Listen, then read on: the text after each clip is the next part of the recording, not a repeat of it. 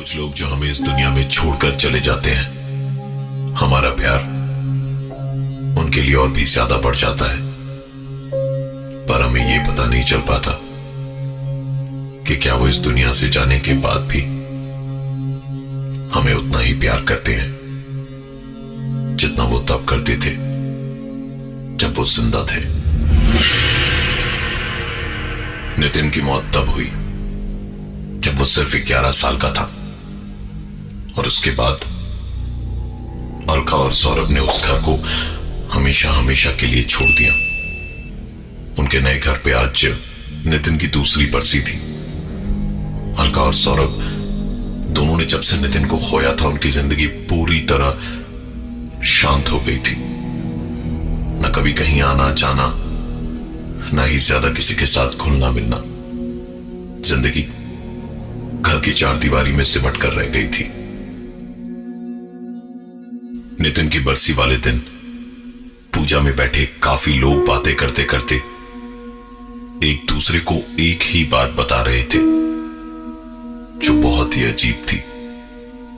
सबका यही कहना था कि नितिन अक्सर उनको सपने में दिखाई देता है, लेकिन इस बात से सबसे ज्यादा अगर कोई चौंका था तो वो था तारिक, क्योंकि उसका कहना यह था कि नितिन उसे सपने में नहीं बल्कि खुली आंखों से अक्सर दिखाई देता है। जब तारिक औरों को यह बातें बता रहा था तो यह बात अलका के कान में भी पड़ी।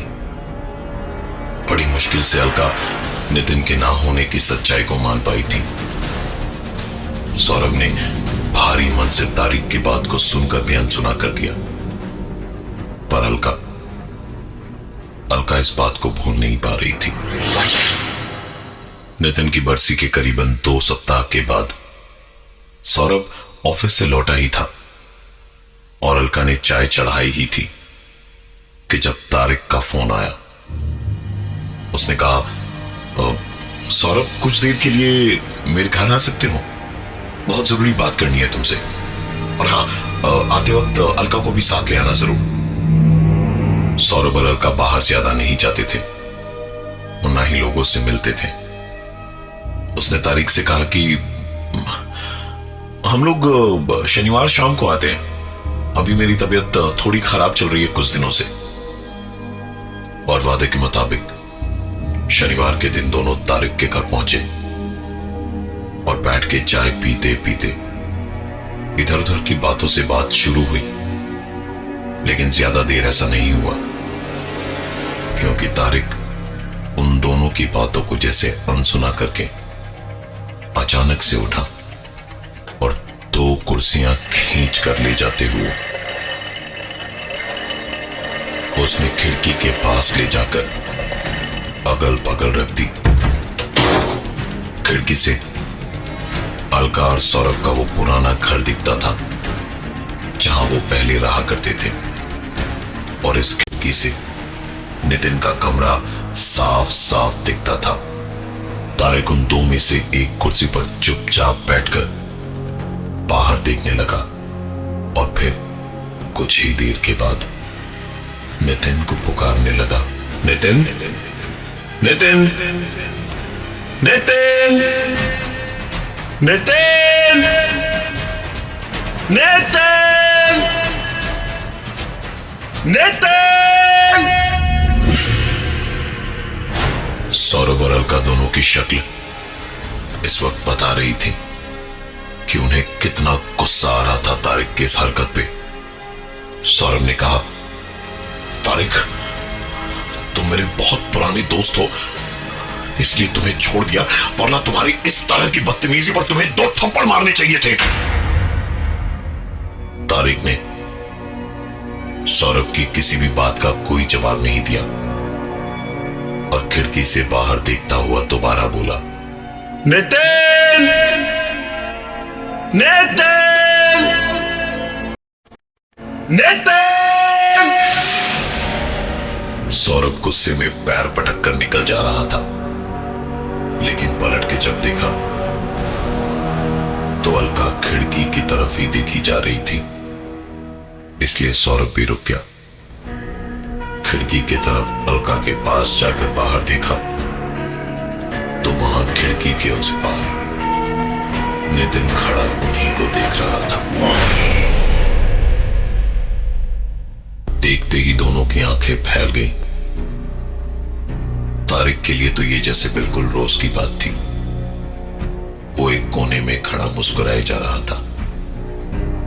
अलका नितिन को देखते ही रो पड़ी और चिल्लाई, नितिन, कहां चला गया था तू? कहां चला गया था? और इतना कहते कहते वो तारिक के घर से बाहर भागने लगी। सौरभ ने अलका का हाथ पकड़ा और चिल्लाया, अलका रुको, ये वो नितिन नहीं है। अलका समझने की कोशिश करो, अपना नितिन मर चुका है। और इतना कहते हुए सौरभ उसे घसीटता हुआ घर से बाहर ले गया। अलका पीछे मुड़ के बार बार नितिन को देखने की उम्मीद में देखती रही और नितिन नितिन चिल्लाती रही, लेकिन नितिन फिर भी नहीं दिखा। घर आने के बाद अलका रात को काफी देर तक रोती रही और सौरभ ने कभी प्यार से समझाया, कभी चिल्लाया, लेकिन अलका रोती ही रही। आखिरकार थक के उसे नींद आ गई। सौरभ उसके भी काफी देर के बाद सोया कि कहीं अलका जागकर कुछ कर न ले। सुबह आंख खुलते ही सौरभ ने देखा अलका बड़े आराम से गुनगुनाती हुई किचन में काम कर रही थी और सौरभ को देखते ही कहा, अरे तुम उठ गए, जल्दी करो पापा, मैंने तुम्हारा टिफिन पैक कर दिया है। चलो चलो जल्दी नहा लो। सौरभ की जान में जान आई कि अब अलका शायद ठीक है। सौरभ तैयार होकर अपनी ऑफिस के लिए चला गया। शाम को सौरभ ने सोचा कि एक बार अलका से पूछ ले कि वो ठीक है या नहीं। उसने फोन किया तो एक दो बार फोन बजा, लेकिन अलका ने उठाया नहीं। उसके बाद दोबारा फोन किया तो अलका ने हंसते हंसते फोन उठाया और कहा, हाँ जल्दी बोलो। हाँ मैं नितिन के साथ खेल रही हूँ, जल्दी बोलो। मैं खेलूंगी नहीं तो वो खाने में भी नखरे करेगा। सौरभ को शायद जिंदगी का सबसे बड़ा शौक लगा था। उसने बिना कुछ बोले ही फोन काट दिया और ऑफिस से अपने पुराने घर जाने के लिए भागा। अगले 2 घंटों के बाद वो अपने पुराने घर के दरवाजे पर था। दरवाजा आधा खुला था। उसने पूरे दरवाजे को खोला। घुसते के साथ ही हॉल में पंखा धीमे धीमे आवाज करता हुआ घूम रहा था।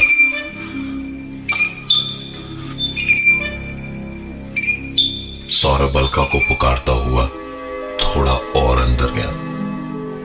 वो कहीं नहीं दिख रही थी कि तभी उसके दाहिनी ओर से उसे एक आवाज सुनाई दी।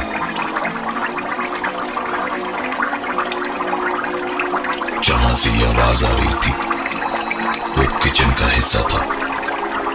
किचन के सामने जाकर उसने ध्यान से उस आवाज को सुनने की कोशिश की तो आवाज साफ साफ सुनाई दे रही थी, लेकिन ये आवाज कहां से आ रही थी ये पता नहीं चल रहा था।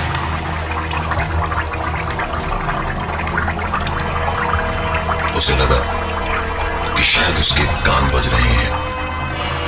वो अपने दाएं कान को साफ कर ही रहा था कि किसी ने उसके बाएं कान को उस अंधेरे में पकड़ा और खींच कर उसे जमीन पर पटक दिया। जमीन पर गिरते के साथ ही एक आवाज उसके कान के आर पार हो रही थी। सौरभ ने किसी तरह खुद को संभाला और उठकर अपने कपड़े साफ कर ही रहा था कि पीछे से 2 हाथ और उसके कपड़ों को साफ कर रहे थे। तुरंत पलटकर सौरभ ने देखा तो वहां कोई नहीं था और ऊपर के कमरे से एक आवाज आ रही थी,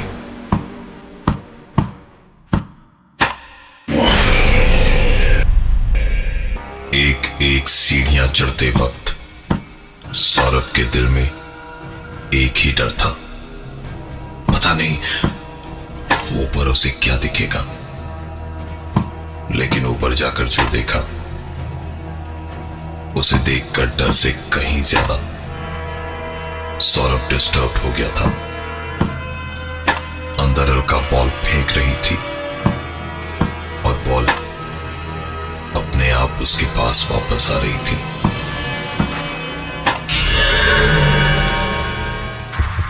सौरभ अलका का हाथ पकड़कर उसे खींचने लगा और दांत भींचते हुए उसने कहा, तुम पागल हो गई हो अलका, वो हमारा नितिन नहीं है, हमारा नितिन मर चुका है, चलो यहां से। सौरभ बस उसे वहां से बाहर ले जाना चाहता था, लेकिन अलका जैसे काफी नाराज हो गई थी और उसने कहा, तुम कभी अच्छे पापा नहीं बन पाए। तुम्हारे ऐसे चिल्लाने और हर बात पे नाराज होने की वजह से ही नितिन तुम्हारे सामने नहीं आता। सौरभ कुछ भी सुनने के मूड में नहीं था। वो बस इस घर से बाहर निकलना चाहता था। अलका को खींचते हुए जैसे ही वो दरवाजे के पास पहुंचा, दरवाजा अपने आप बंद हुआ। सौरभ दरवाजे के बंद होते के साथ ही उस दरवाजे को पीटने लगा। उसने उस दरवाजे को खोलने की बहुत कोशिश की, लेकिन दरवाजा नहीं खुला। अलका किसी भी नॉर्मल मां की तरह बोली, नितिन चलो बेटा दरवाजा खोल दो। देखो पापा को तंग मत करो, वरना पापा फिर गुस्सा हो जाएंगे बेटा।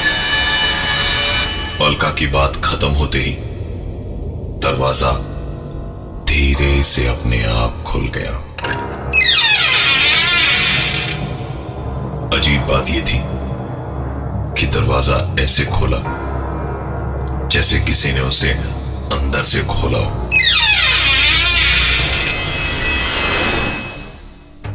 सौरभ अलका को लेकर दंदनाता हुआ अंधेरे में ही कमरे से बाहर निकला और सीढ़ियों पर किसी चीज से ठोकर खाकर सीढ़ियों से लड़खड़ाकर नीचे गिर गया।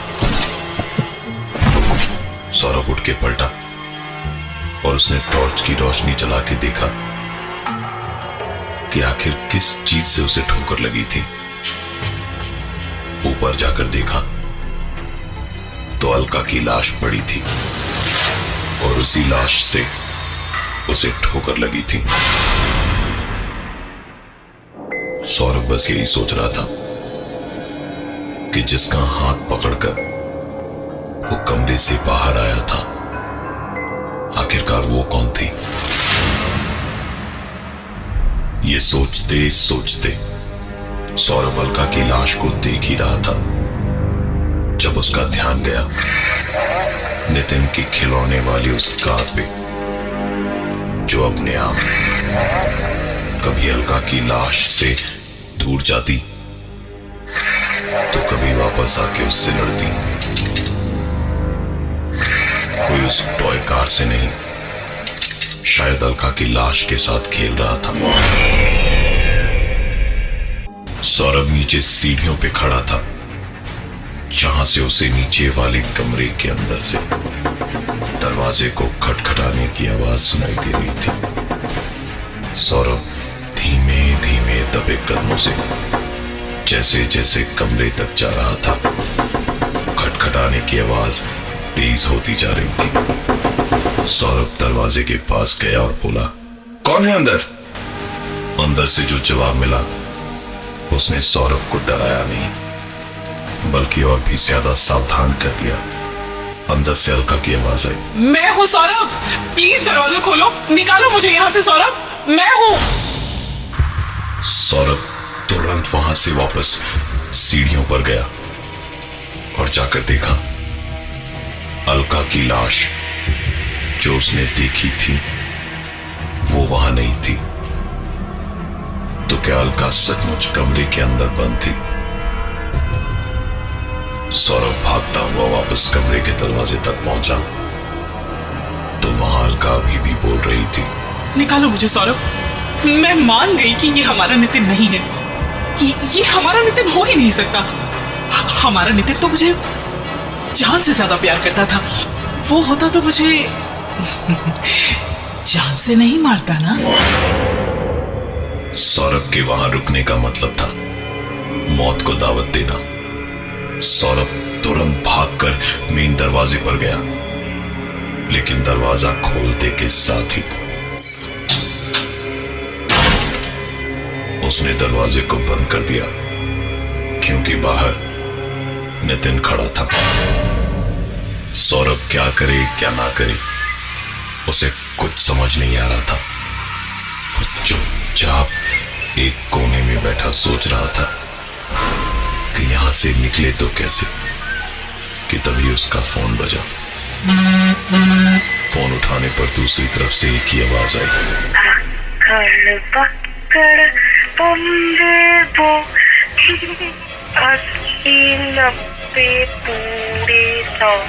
सौरभ ने कहा, नितिन बेटा, मेरी बात समझो बेटा, तुम्हारी दुनिया अलग है और हमारी अलग, और अब तो मां भी है तुम्हारे पास।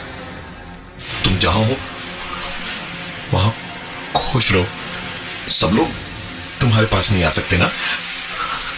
ये सब कुछ रोक दो नितिन, सब कुछ रोक दो।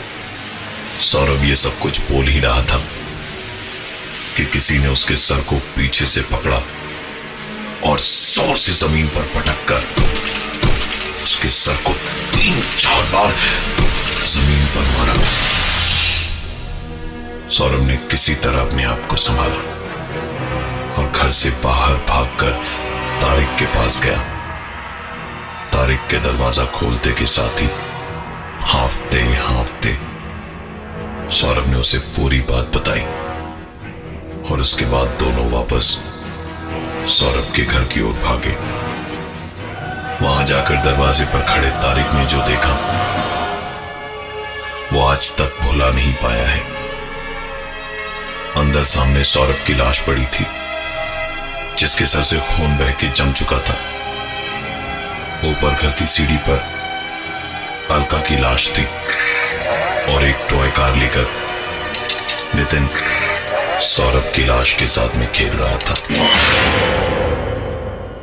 तारिक ने अपनी डायरी के आखिरी पन्ने पे यही लिखा था कि मैं अपने घर में अब और नहीं रह सकता, क्योंकि मैं जहां रहता हूं वहां की खिड़की खोलने पर बगल वाले घर में इतने दिन सिर्फ नितिन दिखता था, लेकिन अब देर शाम उस खिड़की पर अलका भाभी और सौरभ भी दिखते हैं।